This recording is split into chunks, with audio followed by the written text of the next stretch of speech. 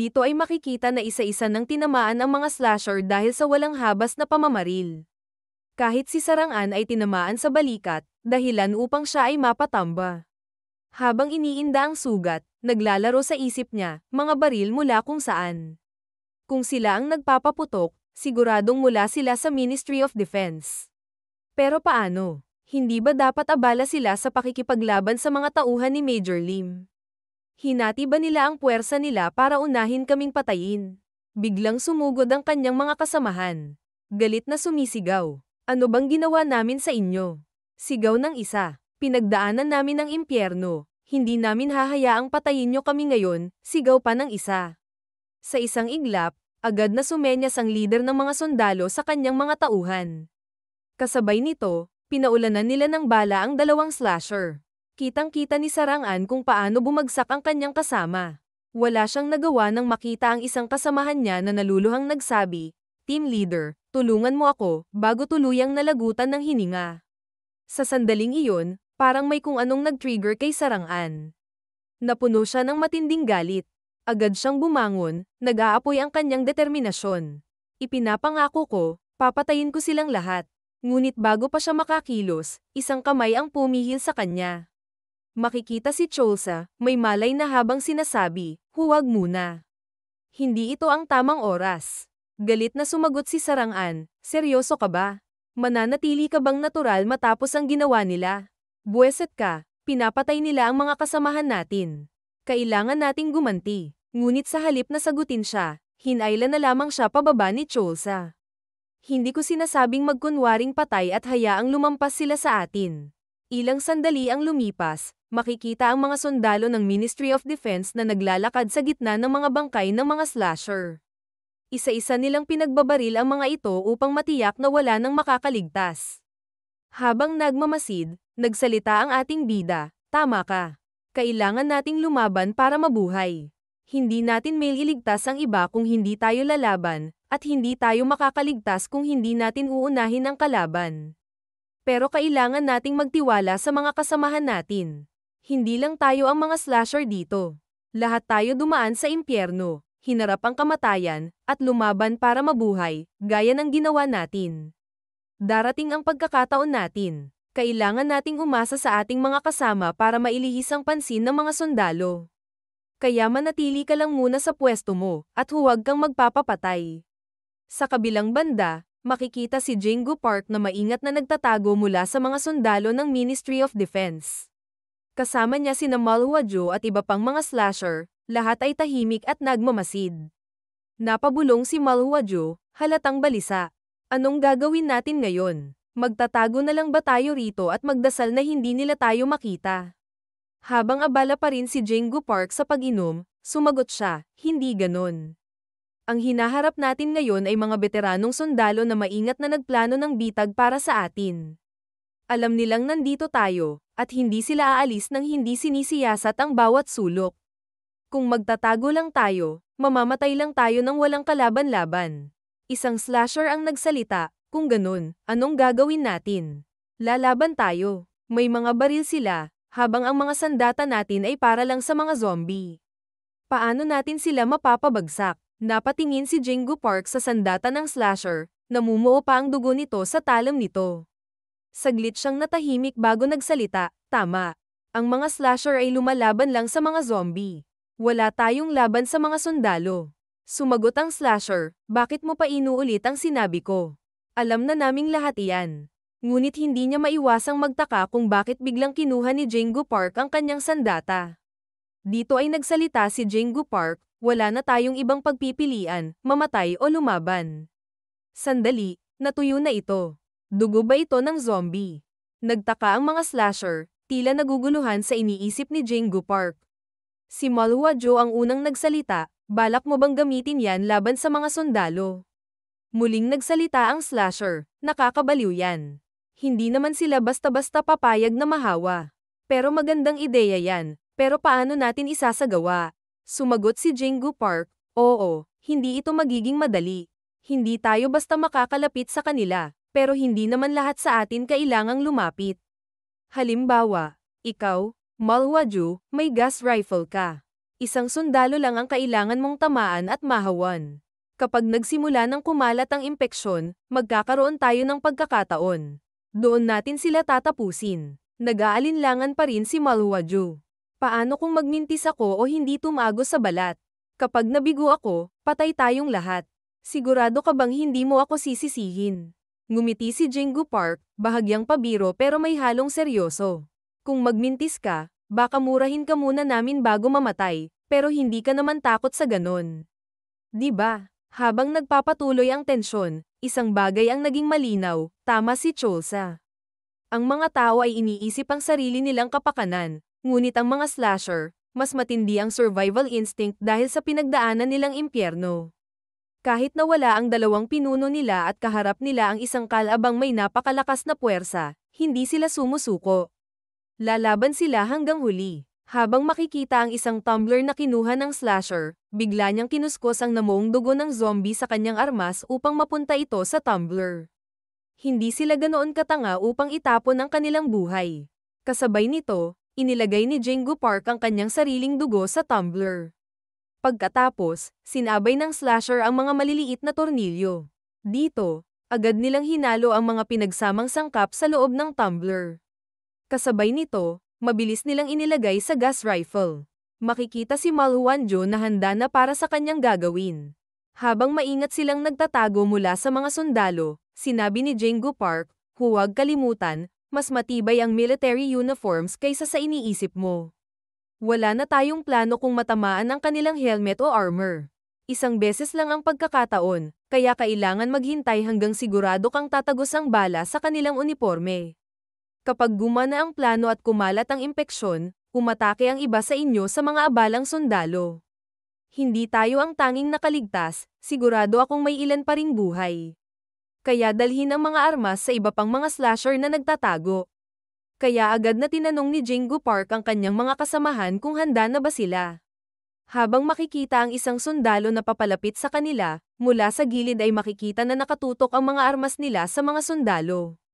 Dito, biglang nagpaputok ang isa sa mga slasher.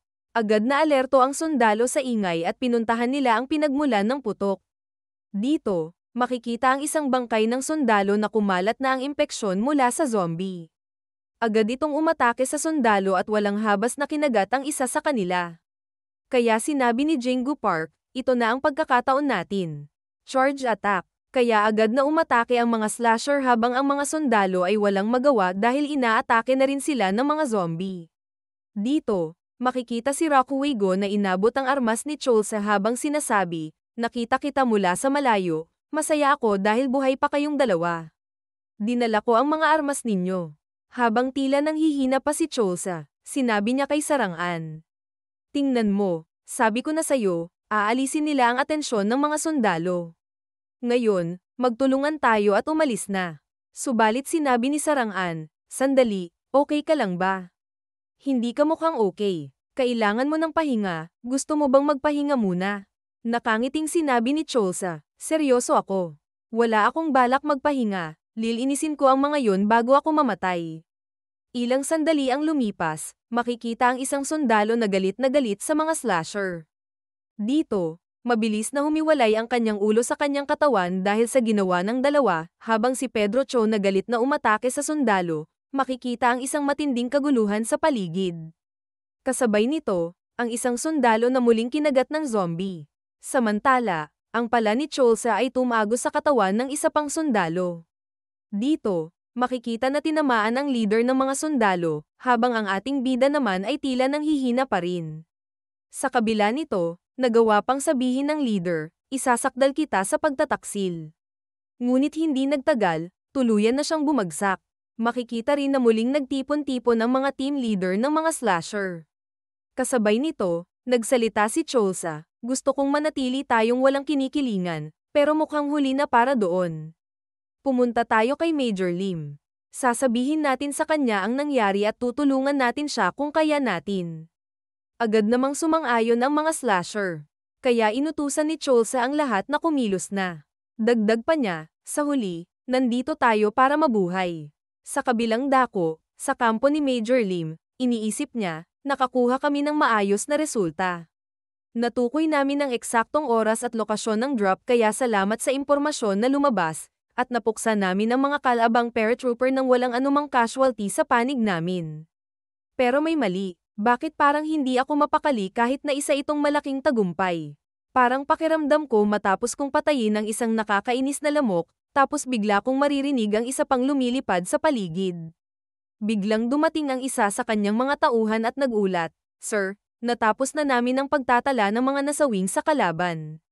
Napatay natin ang 82 sa kanila, hindi pa kasama ang mga sundalong nasa eroplanong na bumagsak at ang mga nawawala."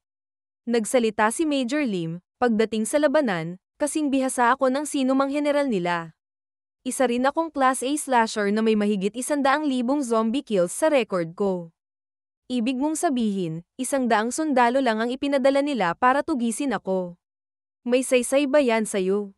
Alam kong puro hangal ang mga nasa ministry, pero hindi sila ganito kabobo.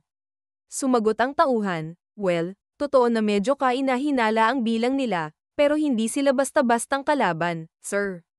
Sinubukan naming kilalanin ang mga ito, at lahat sila ay mula sa Elite Airborne Unit. Kung nagawa nilang makababa ng maayos, malamang nagdulot sila ng malaking problema sa atin." Dagdag pa rito, kasalukuyang may matinding kakulangan ng mga sundalo sa Busan, kaya malamang hindi nila kayang magpadala ng mas malaking puwersa. Kaya naman, pinili ng mga leader na bumuo ng isang maliit pero elite na grupo para mabilis na tapusin ang misyon nila. Ang kwento nila ay hindi tugma sa sitwasyon, sir.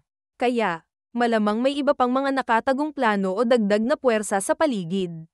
Sumagot si Major Lim, "May punto ka. Wala akong konkretong ebidensya para suportahan ang hinala ko maliban sa pakiramdam ko. Malamang tama ang obserbasyon mo dahil nakabatay ito sa mga totoong datos." Ngunit sa isip niya, bakit ang hirap ipagdiwang ang tagumpay na ito? At tama nga ang hinala ni Major Lim. Ilang sandali pa, napansin ng isa sa kanyang mga tauhan ng isang bagay na kumikislap sa ibaba. Kasabay nito, idinagdag sa paliwanag, nagpadala ang gobyerno at ang Ministry of Defense ng 5 beses na mas maraming sundalo kaysa sa kaya nilang ilaan. Ipinadala nila ang lahat ng natitirang 500 na special forces upang supulan ng pag-aaklas. Bago pa man niya matawag ang kanyang sergeant, bigla itong tinamaan ng bala. Kaya naman nagtanong ang sergeant kung tinatawag ba siya. Ngunit laking gulat niya nang makita ang kanyang kasamahan na wala ng buhay. Dito niya napagtanto na isa itong ambush. Nang plano na sana niyang mag-report sa radyo, mabilis siyang pinatumba bago pa niya magawa ito. Sa isang tower, makikita na 2 agad ang napatay. Sa di kalayuan, makikita rin ang isang sniper mula sa Ministry of Defense. Dito ipinakilala ang Eagle Eye, isang unit ng sniper mula sa Special Forces ng Ministry of Defense. Habang isang opisyal ang nag-utos, "Ceasefire. Hintayin ang aking utos." Kasabay nito, naisip niya, sa maikling panahon, nakabuo sila ng isang matibay na kuta. Tingnan mo ang pagkakaposisyon ng kanilang mga guard post at barracks. Pakiramdam ko'y para akong nakatingin sa isang eksaktong modelo ng field manual ng hukbo. Siya ay si Jungan Mayong, isang lieutenant colonel at ang commander ng Eagle Eye. Habang pinag-aaralan niya ang estratehiya ng kampo, patuloy niyang inisip, ngunit ito rin ang kahinaan nila. Pareho tayong sinanay gamit ang parehong field manuals.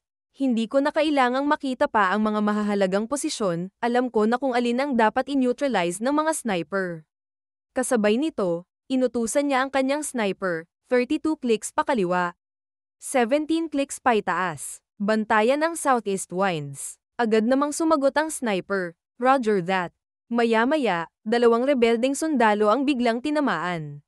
Sa radyo, iniulat ni Jungan Mayong, "Come in, this is Eagle Eye. Enemy guard post, tango down. Nasabotahin na namin ang kanilang depensa mula sa malayo. Nasa inyo na ang kontrol." Sumagot naman ang isang sundalo, "Roger. Good work. Nasa akin na ang kontrol." Kaagad niyang inutusan ang kanyang mga tauhan, "Hawak pa rin natin ang element of surprise. Tipirin ang bala, panatilihing tahimik ang kilos. At lumapit sa target, lahat ng unit, ikabit ang bayonet." Dito, inihanda ng mga sundalo ang kanilang mga bayonet. Sila ang Mad Bulls, ang shock troops mula sa counter-terrorism unit ng Ministry of Defense. Pinakilala ang isang sundalo na si Gyong Hanso, isang lieutenant colonel at commander ng Mad Bulls. Pagkatapos ay inutos niya sa lahat ng unit na magsimula ng umatake.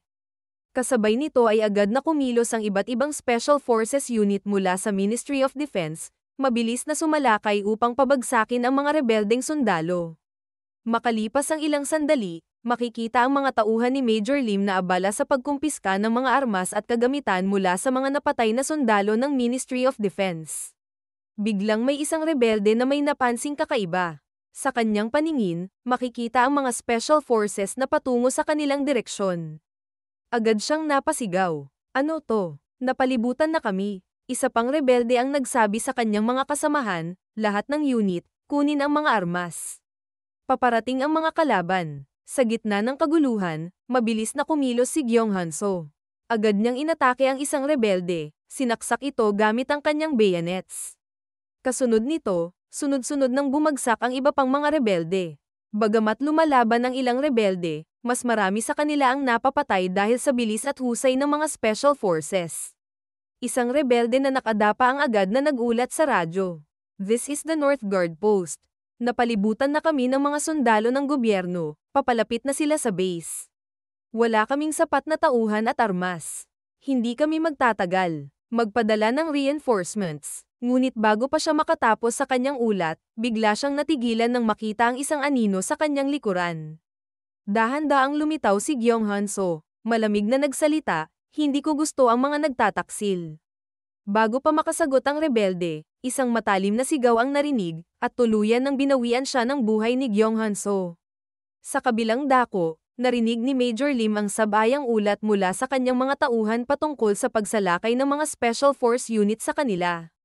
Dito, hindi naiwasan ni Major Lim na mapamura habang iniisip, ipinadala nila ang lahat ng natirang Special Force unit sa Busan. Hindi nila kami pwedeng atakihin mula sa lahat ng direksyon kung hindi ganito. Paano kung umatake ang mga zombie sa Busan habang nandito sila, at paano nila haharapin ang mga problema sa seguridad sa lungsod? Ipinadala ba nila ang lahat ng sundalo nila para hindi na nila kailangang sumunod sa mga hiling ko? Ang mga lider ng bansang ito ay mas mababa pa sa inaasahan ko. Ipinagpalit nila ang kinabukasan ng bansa dahil natakot sila sa katulad ko. Kasabay nito, kinuha ni Major Lim ang kanyang radio at nagsalita, lahat ng unit, makinig kayo ng mabuti sa sasabihin ko. Ipinadala ng gobyerno halos lahat ng sundalo nila dito. Gusto ko na ang mga unit sa mga malayong bahagi ay umatras habang pinapalawig ang kanilang depensa, at ang mga unit sa gitna ng base ay maghanda para sa isang malawakang labanan. Makakalaban ninyo ang mga tauhan ng mga corrupt na opisyal na gusto kayong durugin at patayin kasama ang inyong mga pamilya. Wala nang ibang sundalo ang gobyerno na kayang ipadala laban sa atin. Kaya kung magtatagumpay tayong ipagtanggol ang ating mga sarili laban sa kanila. Hindi titigil ang rebelyon dito sa Ulgen. Dadalhin natin ito sa Busan, kung saan ang inyong mga pamilya. Ito ang pagkakataon natin para baguhin ang bansang ito. Kaya pakinggan nyo ako, mga kasama ko, kung naubos ang bala ninyo, gamitin ang mga kutsilyo nyo. Kung masira ang inyong mga blade, suntukin sila. Kung mawalan kayo ng braso, kagatin sila. Huwag hayaan na isa man sa kanila ang makalabas dito ng buhay. Lumalalim na ang gabi, pero mag-survive kayo. Hindi ako magtatago sa likod ng mga tao ko tulad ng mga leader sa Busan.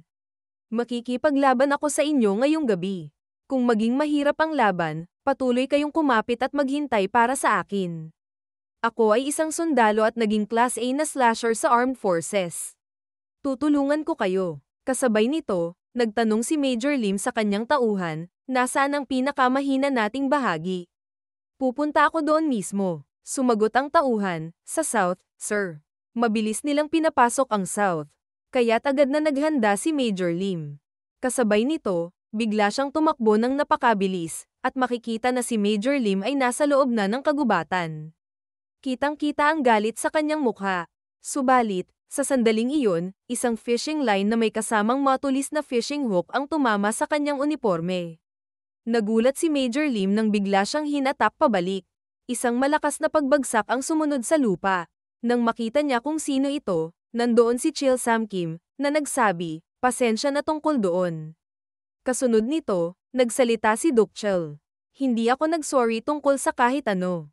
Agad na umatake si Dokchel, at makikita na ang kanyang mga kamay ay nababalutan ito ng bakal.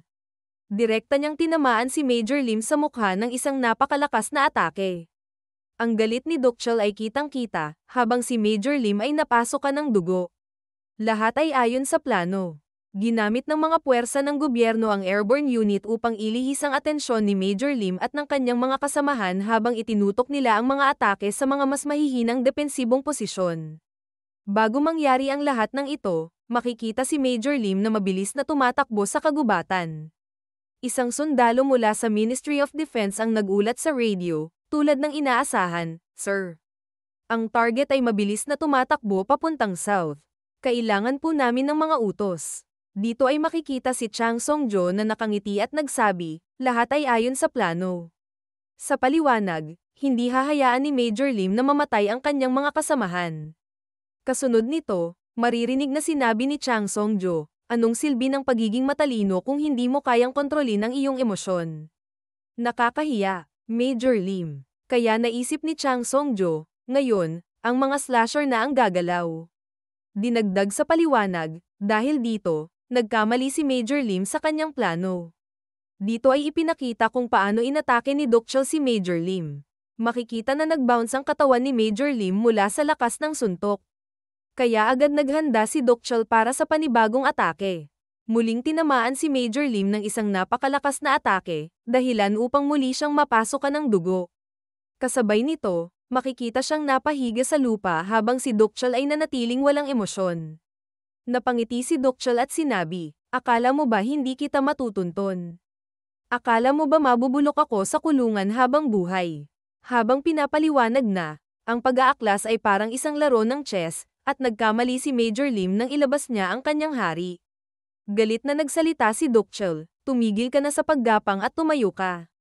Hindi pa ako tapos. Ano, ganyan lang ba? Ngayon ka tumawa." Samantala, maririnig sa radyo ni Major Lim ang kanyang mga tauhan na humihingi ng tulong, tinatanong kung nasaan siya at kailangan na ng utos. Sa sandaling iyon, agad niyang kinuha ang kanyang baril habang iniisip, "Nagkamali ako. Dapat naalala ko na ito ay isang pag-aaklas. Magkakalat ang lahat kapag nawala ako. Dapat ay nanatili na lang sa command post at hindi na sumama sa labanan. Dapat ko nang itigil ang pag-iisip. Hindi ko na mababago ang nagawa ko. Isang paraan lang ang pwede para maligtas ang lahat. Kailangan kong makalusot sa kanilang dalawa at mag-survive. Kailangan kong mabuhay laban sa lahat ng pagsubok at iligtas ang lahat." Kaya agad niyang tinutok ang kanyang baril.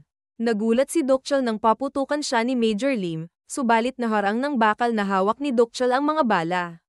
Sa isip niya, "Putya, buti na block ko ang isang bala." Ngunit muli na namang tinutok ni Major Lim ang kanyang baril. Sa sandaling iyon, tila may napansin si Dokchel, isang bagay na gumagalaw. Mabilis na kumilos muli ang fishing line, at sa pangalawang pagkakataon, muling tinamaan ng fishing hook ang uniforme ni Major Lim. Kasabay nito, hinatak siyang muli pabalik. Sa parehong sandali, muling tinutok ni Major Lim ang kanyang baril at walang pag-aalinlangang nagpaputok mula sa kanyang posisyon. Muling naharang ni Dokchel ang mga bala gamit ang kanyang armas. Kasabay nito ay buong puwersang hinatak ni Chil Sam-kim ang kanyang fishing rod, kaya makikita si Major Lim na tumalsik ng napakalayo. Kaya nagsalita si Dokchel, "Tanda, bumabagal ka na, muntik na akong matamaan ng mga bala." Sumagot si Chil Sam-kim, "Well, hindi naman masama yun. Mas mabuti pa si Major Lim kaysa sayo, kahit na tinatangkang pabagsakin ng gobyerno. Tumahimik ka na lang at manood. Konting panahon pa, at makakalabas din siya sa sitwasyon." Subalit sa isip ni Chil Sam-kim, "Oo, manatili ka na lang dyan. Hindi ba't mas mabuti pang makulong ka kaysa mamatay? Pakiusap, andito ako para iligtas ang shovel guy, hindi para patayin ka." Kasabay nito, bumalik sa alaala ni Major Lim ang isang eksena kung saan binibigyan niya ang kanyang tauhan ng CPR. Sa kabutihang palad, nagkamalay ito. Masayang sinabi ni Major Lim, "Buhay ka pa, bata." Kaya nagsalita ang tauhan ni Major Lim, "Sir, ang tagal mong dumating." Subalit ng sandali na iyon, binawian din siya ng buhay. Dito ay tila natulala na lamang si Major Lim sa sandaling iyon. Sa kasalukuyan, sinabi ni Major Lim sa kanyang sarili, "Hindi na ako pwedeng malate ngayon. Kaya agad niyang pinutol ang fishing line. Dito ay nagulat si Chil Sam Kim sa nangyari. Kaya naisip niya, mukhang mas malaki siyang isda kaysa sa akala ko. Kaya sinabi ni Chil Sam Kim kay Dukchul, naputol ang fishing line, kailangan ko itong ayusin ulit, pero bigyan mo ako ng oras. Sumagot si Dukchul, bakit pa palalalain ito, mamatay na rin siya. Ang layo ng pinaghagisan mo sa kanya, kung magpakita man siya. Tapusin ko na siya. Sumagot si Chil Sam Kim, huwag mo siyang maliitin, kupal. Si Major Lim ang kalaban natin. May mga baril pa siya at nakatakas siya kahit sugatan siya. Posible pa niyang atakihin tayo ng buong puwersa. Nagsalita si Dukchul, pero sigurado ako na ubos na ang bala niya, huwag mong gawing malaking bagay ito, tanda. Habang nakikita si Major Lim na nagtatago at iniinda ang sakit sa kanyang braso, dahan-dahan siyang napapaupo sa lupa. Dito, may napansin siya habang iniisip, mauubos na ang aking bala. Habang may kinukuha sa kanyang bulsa, iniisip niya, pero kailangan kong makaligtas. Dito ay makikita ang isang injection, at iniisip niya, ang huling paraan, baka kailanganin ko itong gamitin kung lalala pa ang sitwasyon. Subalit bigla siyang nakarinig ng ingay sa kanyang harapan. Kaya dito ay agad siyang naghanda sa paparating na panganib. Subalit, ito ay ang ating mga bida. Kaya sinabi ni Cholsa, huwag magpaputok. Kaibigan kami. Samantalang si Sarang-an, ano bang nangyari sa kanya? Dito ay tila kumalma si Major Lim sa sandaling iyon. Habang nakangiting iniisip niya, well, never say never. Kaya sinabi ni Major Lim, mukhang nakipaglaban din kayo ng matindi. Sumagot si Jinggu Park, sinimulan kaming pagbabarilin ng mga sundalo ng gobyerno nang hindi kami pinakinggan. Gusto man namin o hindi, kailangan naming lumaban para makaligtas. Sumagot si Major Lim, sabi ko na sa inyo, sumama na kayo sa panig ko. Nagsalita si Cholsa, uupo ka na lang ba dyan o sasabihin mo kung paano tayo makakaligtas? Sumagot si Major Lim, halos natatalo na kami, pero hindi pa huli ang lahat. Dito ay nagtataka si Cholsa habang makikita si Major Lim na nakangiti lamang. Kasabay nito ay sinabi ni Major Lim, kakailanganin ko ang tulong ng bawat isa sa inyo.